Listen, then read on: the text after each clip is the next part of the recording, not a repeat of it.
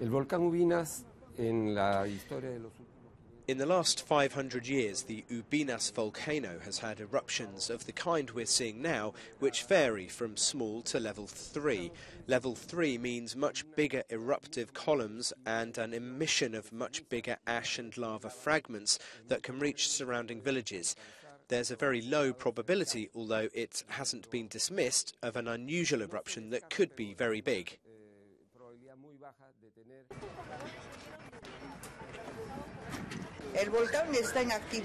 The volcano is active.